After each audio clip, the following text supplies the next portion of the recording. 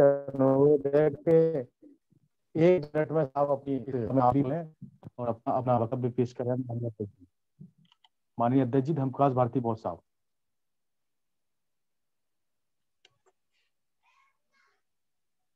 मैं माइक खोल रहा हूँ सर, माइक खोल रहा हूँ। मैंने परमिशन दे दी सर, खोल लो। जी ठीक। सभी संत गुरुओं को नमन करते हुए, आवाज आ रही है मेरी जी?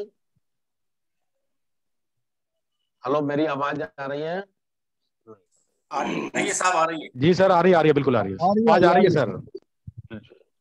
सभी संत गुरुओं को नमन करते हुए पूज्य दीना भाना जी की जन्म जयंती की सभी को बहुत बहुत शुभकामनाएं।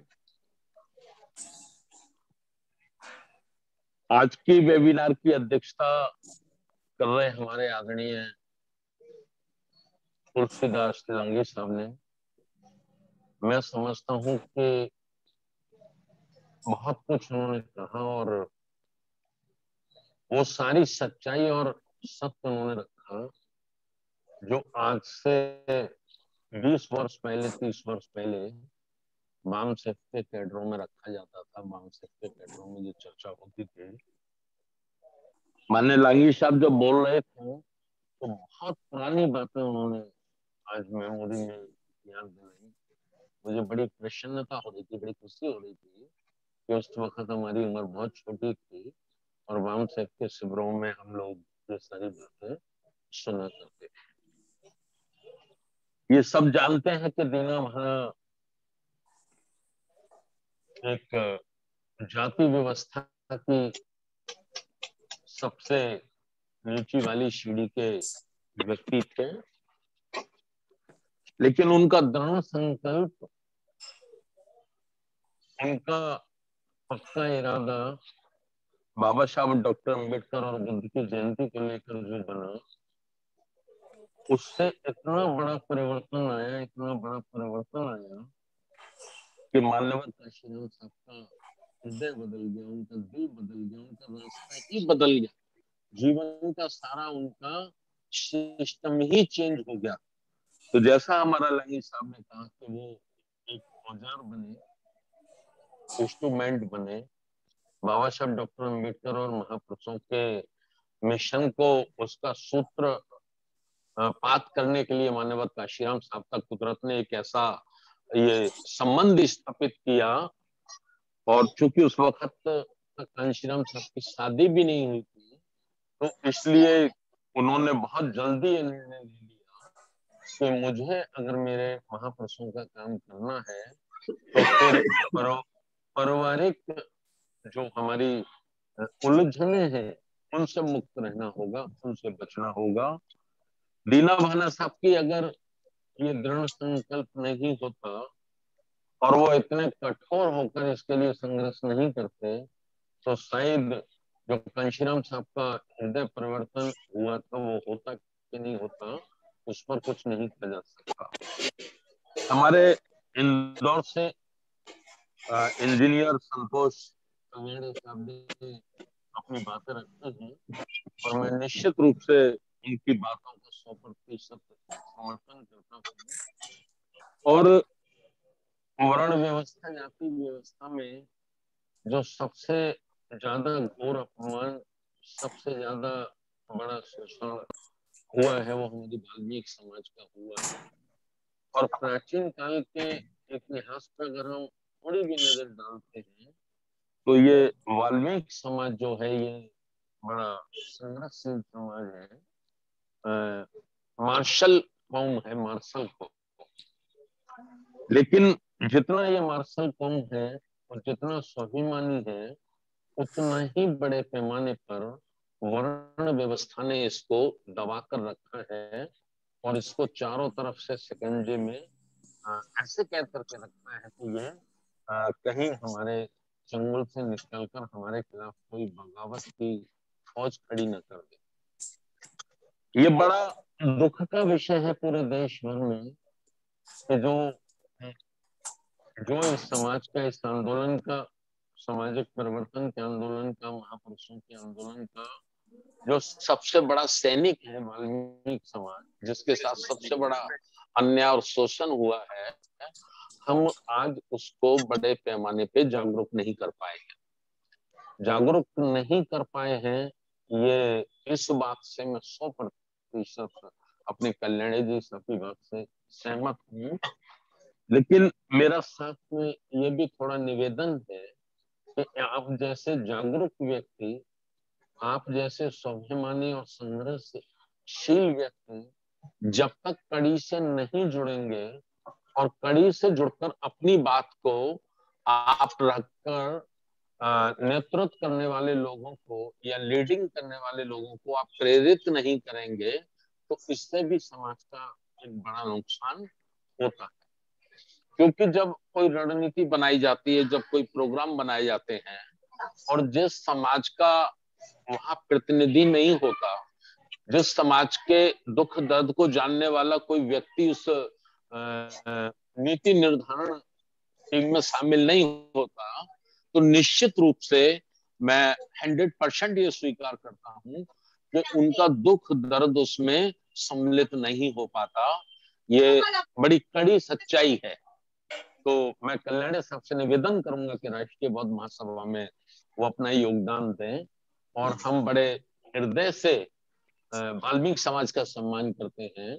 अगर उनके आगरा में रिश्ते संबंध हो, वाल्मीकि समाज की जानकारी, उनके कुछ परिचय हो, तो जब जब मैं बहुजन समाज पार्टी से प्रभारी रहा हूँ, लंबे समय तक आगरा पश्चिमी उत्तर प्रदेश में प्रभारी रहा हूँ, उत्तर प्रदेश में, तो जब भी हम जिले की कमेटी बनाते थे तो एक पद उपाध्यक्ष और महासचिव का हम वाल्मीकि समाज के व्यक्ति को जरूर देते थे, जरूर उनको कैबिनेट में रखते थे। और जब कुछ साथी हमारे कहते थे कि ये समय नहीं दे पाएंगे, ये काम नहीं कर पाएंगे और ये नहीं होगा, तो मैं अपने साथियों को यही सलाह देता था कि ये काम कर पाएंगे कि नहीं कर पाएंगे मुझे नहीं मालूम, ये समय दे पाएंगे कि नहीं दे पाएंगे मुझे नहीं मालूम, लेकिन मुझे इतना मालूम है कि जब हम लोग कोई कार्यक्रम तय करेंगे, जब हम लोग कोई रणनीति तय करेंगे, तो कम से कम एक प्रतिनिधि वाल्मीकि समाज का रहेगा, तो वो अपने समाज के दुख दर्द चाहत निवारण और समस्या कम से कम अवगत तो कराता रहेगा, वो हमको हमारे संज्ञान में तो लाता रहेगा। तो इतना भर करने से ही हम लोग बहुत कुछ कर पाएंगे। और हमने किया भी है। जब हम उनको कोई बात आती थी तो साहब थोड़ा वाल्मीकि समाज का भी ध्यान रखा जाए, तो हम संगठनों में भी, सेक्टर में, विधानसभाओं में, जिले में, मंडल में, हम हमें कोशिश करते थे कि वाल्मीकि समाज का एक कोई नौजवान पढ़ा लिखा लड़का के रूप में जरूर आ जाए। और बड़े चुनाव हमारे हाथ में नहीं होते थे, एमएलए एमपी का टिकट आदमी बहन जी फाइनल करते थे, वो हमारे हाथ में नहीं होता था। लेकिन सरपंची में, वार्ड में, पार्षदी में हम बड़ी संख्या में हिस्सेदारी वाल्मीकि समाज को सदैव देते थे। और कई कई जगह जाटव समाज हमारा विरोधी हो जाता था कि भाई वाल्मीकि समाज का तो 100-150 वोट है, जाटव समाज का 5000 वोट है, और आप जाटव समाज को अलग करके किनारे करके वाल्मीकि समाज के व्यक्ति को टिकट दे रहे हो। तो मैं उनको कहता था कि देखो, हमको बहन जी को मुख्यमंत्री बनाना है, हमको साहब को देश का प्रधानमंत्री बनाना है, तो एमएलए एमपी अगर हम नहीं दे पा रहे हैं, तो कम से कम ये छोटी छोटी जगह हम उनको सम्मान नहीं देंगे, तो फिर ये अपने समाज को कैसे तैयार कर पाएंगे। इन्हें भी तो कुछ अपने समाज को बताने के लिए चाहिए कि बहुजन समाज पार्टी में हमारा दर्जा क्या है, बहुजन समाज पार्टी में हमारी इज्जत क्या है। तो फिर लोग मेरी बात से कन्विंस होते थे। तो ये बहुत अच्छा है, देना भाना सबका कुदरत ने जन्म दिया। आज के दिन वो जन्मे, उनके लिए हम बहुत सारी खुशियां मनाते हैं। और सबसे बड़ी कुदरत ने हमारे साथ ये अच्छा इंसाफ किया या हमारी मदद की कि जो डायरेक्टर था जनरल कास्ट का, उसने जब ये छुट्टी कैंसिल कर दी, तो वो एक घटनाक्रम हुआ और उस घटनाक्रम के माध्यम से मान्यवर काशीराम साहब को हमारे बीच में हमको मिले। मैं समझता हूँ कि कांशीराम साहब का जो बहुजन समाज के प्रति जीवन समर्पित हुआ, उसमें एक बहुत बड़ी प्रेरणा या बहुत बड़ा मार्ग प्रशस्त करने में दीना भाना साहब का 100% सहयोग है। इससे डिनाई नहीं किया जा सकता, इससे इनकार नहीं किया जा सकता। और वामसेफ जैसे संगठन की स्थापना हुई, जिससे आज भारत के लाखों करोड़ों युवाओं को अपने महापुरुषों के आंदोलन को, उनके बीते हुए वैभव को जानने का मौका मिला है। ये वामसेफ की प्रेरणा से संपन्न हुआ है। तो इसके लिए बहुत अच्छा, बहुत बहुत धन्यवाद। और हमारे राष्ट्रीय कार्यकारी अध्यक्ष माननीय बादल सिंह बौद्ध साहब की ये चाहत, उन्हीं की बड़ी चाहत है। मैं बड़े ओपनली आपसे कहना चाहता हूँ कि सर, हमको बहुजन महापुरुषों का एक सफरनामा चलाना चाहिए, क्योंकि हम जो कुछ 10-20 हमारे बड़े बड़े नाम हैं, उनको तो हम लोग याद कर लेते हैं, उनको श्रद्धा सुमन अर्पित कर देते हैं, लेकिन हजारों की संख्या में हमारे बहुजन समाज में संत पैदा हुए, क्रांतिकारी वीर पैदा हुए हैं, जो हमसे छूट जाते हैं। हम उनको श्रद्धा सुमन अर्पित नहीं कर पाते, उन्हें हम नमस्कार नहीं कर पाते। तो बहुजन सफरनामा अगर हम शो करते हैं, तो इससे हमें अपने छूटे हुए जो अंतिम लाइन में जो हमारा महापुरुष खड़ा है, जिसकी जानकारी हमको भी आज तक ठीक से नहीं है, समाज को तो छोड़ो, बड़ी बात है, जो जागरूक लोग हैं, जो लीडरशिप करते हैं या लीडिंग करते हैं समाज को, ऐसे लोगों को भी उनकी जानकारी नहीं है।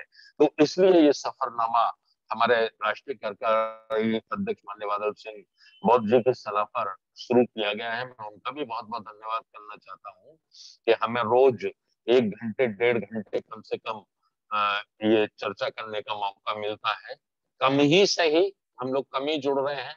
हमारा RBM इंडिया न्यूज चैनल है, उसमें ये रिकॉर्डिंग होके सब जाता है। तो एक ये दस्तावेज भी तैयार हो रहा है, जो आने वाली हमारी जनरेशन है और आने वाली हमारी नस्लें हैं, तो उनके लिए, उनके ज्ञान अर्जन के लिए ये एक बड़ा इंस्ट्रूमेंट बनेगा, बड़ा औजार बनेगा। ये हमारे भविष्य के लिए होगा। और लोकेंद्र साहब हमारे बिजनौर से जुड़े, मैं उनका भी धन्यवाद करना चाहता हूँ और उनसे निवेदन करना चाहता हूँ कि वो सदैव जुड़े और बोलें। वो संकोच कर रहे थे आज कुछ बोलने में, तो संकोच न करें। हम सब लोग माँ के पेट से सीखकर नहीं आए हैं। जैसे जैसे संगति में हमको मौका मिलता गया है, वैसे वैसे हम सब लोग एक्सपर्ट हुए हैं, हम लोग सब होशियार हुए हैं। तो आप बोलें। और हमारे माने के बॉस साहब ने बहुत सही बात की, उन्होंने भी वामसेफ की बातें हमें याद दिलाई, उनका भी बहुत बहुत धन्यवाद। अनिल बावखेड़े साहब महाराष्ट्र से जुड़ते हैं और मैं देख रहा हूँ वो काफी सक्रिय भूमिका निभा रहे हैं, मैं उनका भी बहुत बहुत धन्यवाद करता हूँ। और पुनः एक बार फिर अपने बड़े भाई, हमारे आदर के योग्य आदरणीय तुलसीदास लांगी साहब को भी मैं नमन करता हूँ, उनका भी नमस्कार करता हूँ कि आज उन्होंने 40 वर्ष पुरानी बातें याद दिलाई, मेमोरी में लाई। जो दिल्ली में शिविर हुआ था, जिसमें 40 लोग 5 दिन बैठे थे, वो पहला शिविर था दिल्ली का जिसमें ये साथी लोग बैठे थे। और उससे एक बहुत बड़ी प्लानिंग पूरे देश के लिए तैयार हुई थी। उस शिविर के बारे में भी तुलसीदास लांगी साहब ने हमको याद दिलाया। पुरानी बातें जब याद आती हैं या उनकी चर्चा होती है, तो दोबारा से ऐसा लगता है कि हम 20 वर्ष के हो गए हैं, खून ताजा हो जाता है और कुछ कर गुजरने की तमन्ना बड़ी तेजी से खून में उत्पन्न होने लगती है। तो मैं उनका भी बहुत बहुत धन्यवाद करता हूँ। और 30 अप्रैल 1 मई के लिए हम लोग सभी गंभीर हो जाएं।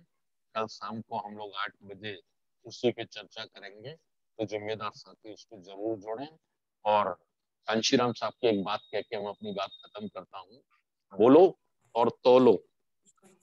कांशीराम साहब कहते थे बोलो और तोलो, यानी जो बोल रहे हो उसको अपने ऊपर भी तोलो।